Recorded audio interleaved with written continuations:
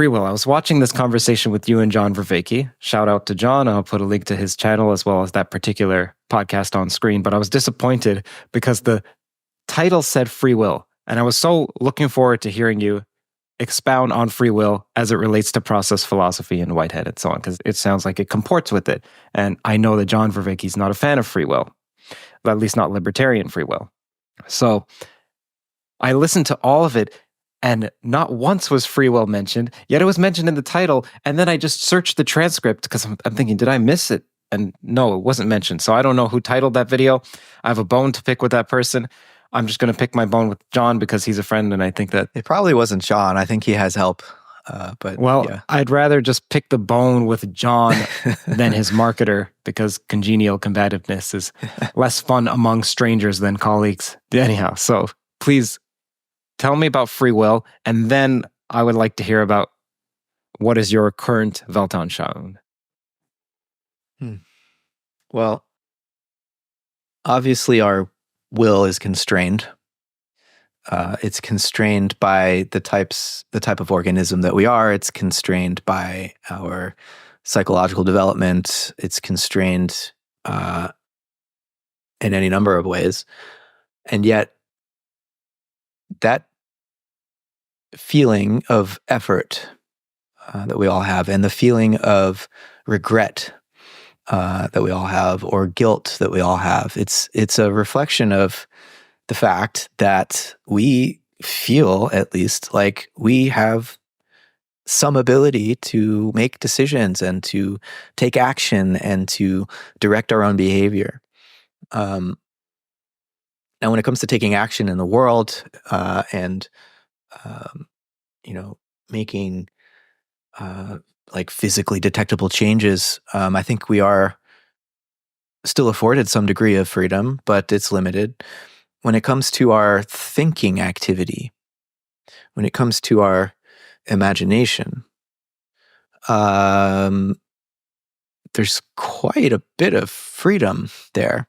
Now, obviously, with training and contemplative practice, we gain more of an ability to direct the flow of our thoughts. And it might seem that, for a lot of us who came of age in the internet age, we're easily distracted and don't always feel like we have control over our thoughts.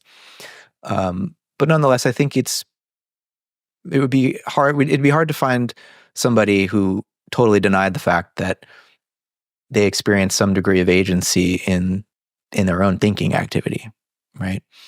And so, do I believe in free will? I think that we have a direct experiential awareness of freedom in our own thinking.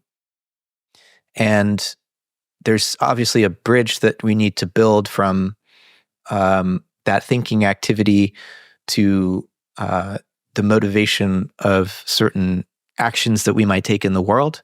And there are all sorts of ways that we might become blocked in that action, whether it's depression or drug addiction, or hell, maybe we're in prison and wrongly accused of a crime, and then we can't, right. We're not free in a very literal sense. But I think we should try to avoid this easy dichotomy between either we're free or we're determined. It's like, well, we have constrained freedom. Yeah. Well, I think almost anyone who says that we have libertarian free will would say that it's not all possibilities that you can choose from, so that you can become a butterfly in 2 seconds if you just believed hard enough. So this constrained possibilities, which just, well, do you have freedom to choose among any of those possibilities? And is it only in mental space? Because does the mental space not impinge on the physical? Oh, yeah. They're different sides of the same coin. It's just that there's a greater intensity of freedom in the mental pole of our experience, say, than in the physical pole of our experience. And I think the human will is very mysterious, and to a large extent unconscious. We do things all the time. We have no idea why we did them. And we reflect on it later, and maybe we tell a story like, oh yeah, I decided to do that, but did you? Did you really? Right. And so whether or not our will is free very much depends on the cultivation of our own attention to it. And the strengthening of the degree to which we can bring awareness to something that's generally asleep, or that we are asleep to. Right? We have all sorts of motivations that we didn't decide to have that shape our actions. And so freedom is a journey. It's something we have to cultivate. But we have the potential to become more and more free. Interesting. So let me draw one more parallel. So you said that some factors that we're asleep to, and that reminds me of factors we're unconscious of. And Jung had this phrase that as soon as you can bring what's unconscious to what's conscious, then you're individuated, or you maybe some people would say more free. And so that sounds like what you're saying as well. Yeah, no, that's right. If, to the extent that we repress these aspects of ourselves, we become subject to what we've repressed. We're determined by it. Whereas if we can bring more consciousness to it, that complex, that tangle in the flow of psychic energy becomes something that we can then freely engage with and work with. It's not that we thereby gain control over it entirely, but it becomes no longer an impediment to our freedom, but an instrument that might afford us the opportunity for freedom. We begin to be able to work with these aspects of ourself instead of just being determined by them. Okay, so there are a plurality of subjects I'd love to talk to you about, to use a pun here. But I want the audience to know you. And this has been a 2.5-hour lead up to where you are in your journey and how you see the world.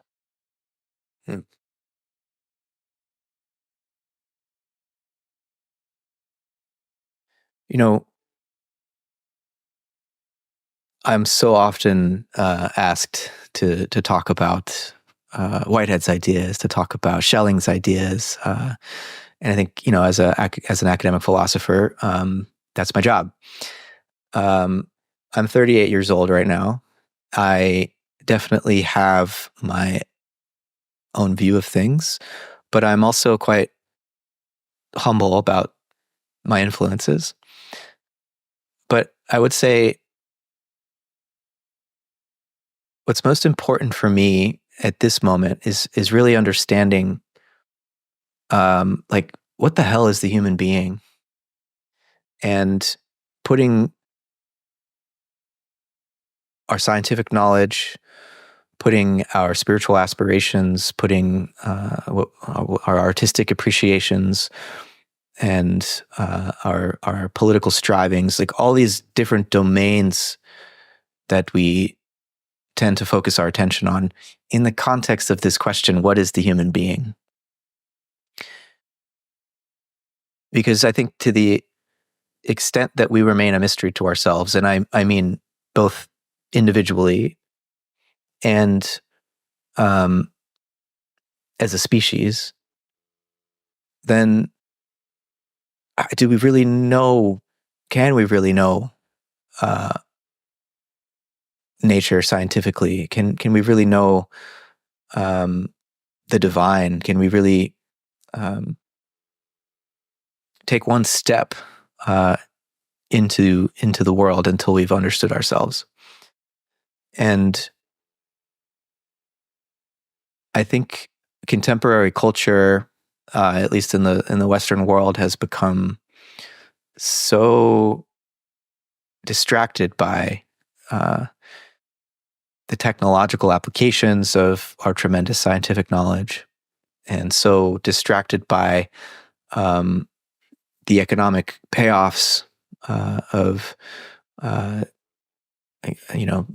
capitalist market economy, that we've lost track of what really matters. We've lost track of the source of all of our values. And I don't have an answer to this question, what is the human being? But it seems to me to be the locus for a new kind of inquiry that would give rise to a new kind of civilization that would be rooted more in a process of self-inquiry and lifelong discovery, where we don't take ourselves for granted anymore, but recognize not only is the world a mystery, but I am a mystery to myself. And I think it might provide a reorientation such that we, every civilization has had, philosophers and spiritual teachers who have tried to orient us in this way. But for the most part, what's driven civilization is this desire to expand outward, to conquer, to control. And we've reached the stage now where there's nothing more to colonize on the earth.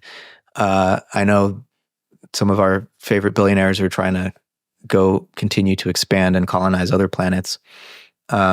Maybe they'll succeed.